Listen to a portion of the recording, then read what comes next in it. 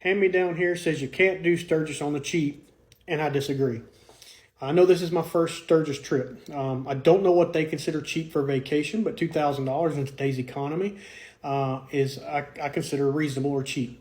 But I've done my research, and I believe if I wanted to stay super conservative, and I mean super conservative, just the basic necessities, I could do this trip for $700, and I'll explain how.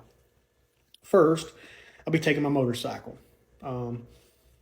It's 966 miles from my front door to downtown Sturgis, so we'll round it up to 1,000 miles. Round trip's 2,000, and then I'll probably put another 1,000 miles on my bike while I'm there. I'm going to go over to Badlands. I'm going to get out to Custer, Keystone, maybe Devil's Tower, Wyoming, Mount Rushmore. So I'm probably going to put another 1,000 miles. My main intention of going to Sturgis is for the scenery and the rides, not really the rally. I mean, the rally's one key point, but it's not the main reason I'm going to Sturgis. So that brings me to my next thing, camping, lodging. South Dakota is full of management land. When I say full, there's hundreds, if not thousands of acres. I intend to take advantage of that free tent camping on the conservation land.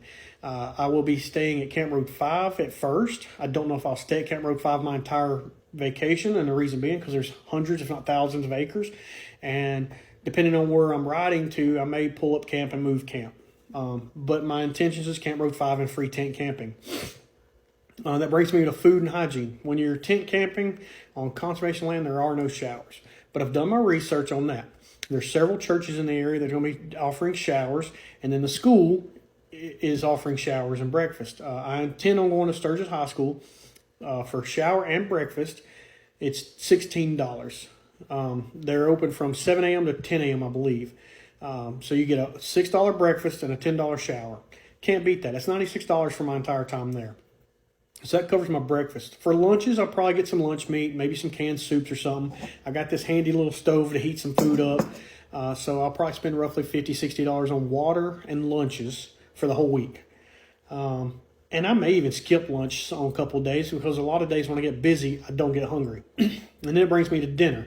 So keep it in my budget. I'm probably going to have $150, $175 for dinner.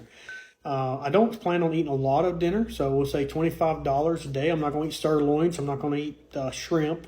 So we'll say $25 a day for just me to eat dinner. And that's going to be total food, $250. So we have fuel at $350, all my food $250, showers are $60.